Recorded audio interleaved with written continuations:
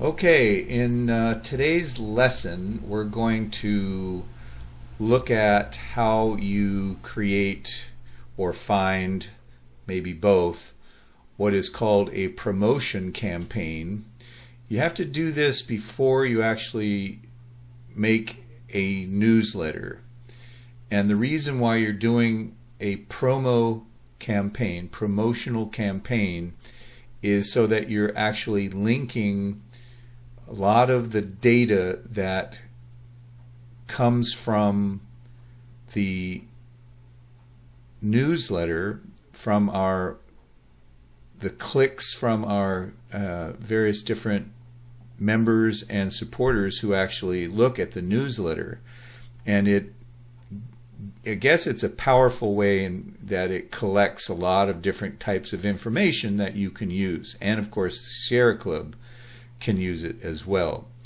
So I want to point out that if you somehow can't figure out how to do it from this video, I also will point out that the Napa Sierra Club has a Google Drive.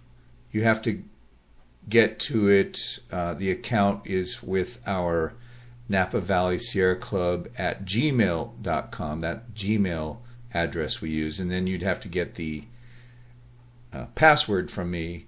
But I've started a pretty good collection of things, one of which is an outreach and communications folder.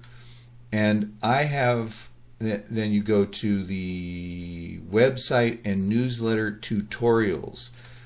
So when I've done meetings with Sierra Club Communications, I take notes and stuff, but occasionally going back to these how-tos articles that are done by the Sierra Club have helped. So this is basically the document for how and why you should do a promotional campaign.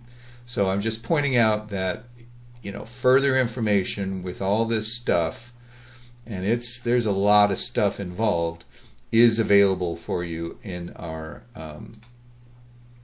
Google Drive. Okay. So going back to this promotional campaign, it's a different website, but it's part of Salesforce. Now you'd have to get it's in My Sierra Club. You'd have to get a username and password, and that probably has to be done through the Sierra Club Communications team. I won't give you a video on that, but you'll figure it out somehow. Once you do that, you log in, and of course it's going to do this, and it's just one of these authentication ways. There's mine. It's saying, should we approve? Yes, approve. It comes to my iPhone, or cell phone.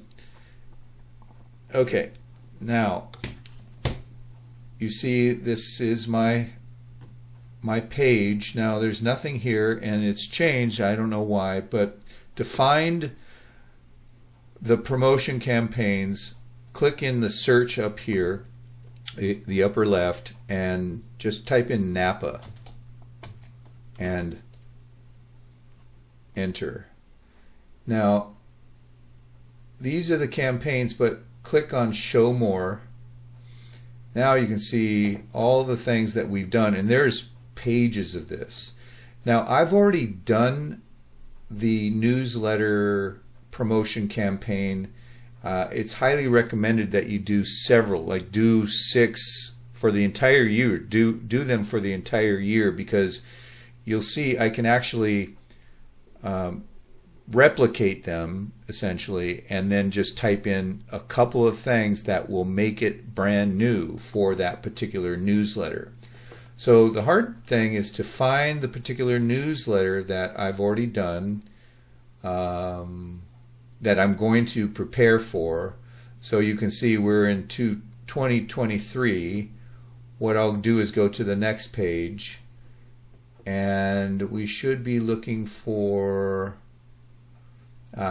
the March April newsletter, and this is a certain code that you have to know about. Every once in a while it messes up, so you have to make sure the code was done well, and I'm just looking at it, that's why I'm taking a time. Oh, I can see that it's messed up already. Okay, is there a March, April? Okay, this is the correct one. How do I know that? And if I could delete this, I would, but I can't. So how do I know that? Well, I'll tell you in just a second. So click Edit. And the way I know that is because this code should have a particular number in front of it, 3, and then the year, and then this letter C represents the month of February, right? January, February, March. Sorry, that's March, I should say. January, February, March.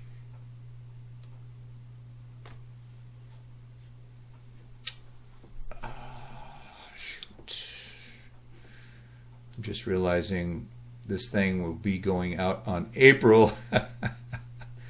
Okay, so I'm actually going to change this to the April. And this is probably a good way to show you how to do this. What you have to do now is, if you want to do a brand new one, click Save. Gosh darn. Go back to this one. Again, look for the title. It's this one. See, it's going out in April, so April 1st, and I have it going out for the month of March. Click on this. Okay, so if you click clone, see, unfortunately I just can't change it. It won't allow me to do that, so I have to click clone. And now the only thing I have to change essentially is this letter. Remember I said C is for, you count from January, February, March. That's 3, right? Well, you start with the alphabet, A, B, C. So the next month is D. April is D. So all I'm going to do is change that to D, capital D, and I'm still going to name it, this. It's still that. It's March, April newsletter, but it goes out in April. Now, everything else here I don't have to worry about yet. You'll see there is something that I have to do down here, but for now that's not an issue. And then you have to click Active, okay? And you don't have to worry about an end date. I could actually make this the start date. It doesn't really matter, but don't worry about the end date. So everything here has already been done.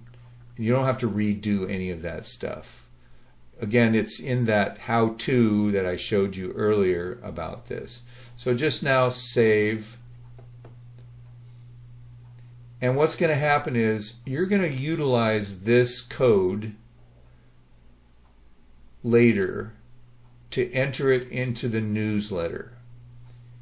And what you'll do is you'll want to copy this, and when you go to the newsletter, then I'll show you how to actually find this code or enter this code and then find it, and then that will link this promotion code, this promotion campaign, I should say, campaign, with the newsletter to produce really powerful tools for the Sierra Club and you, if you want to look back and find out who received the newsletter, who actually clicked, etc., etc. Okay, so that's how you and why you do this.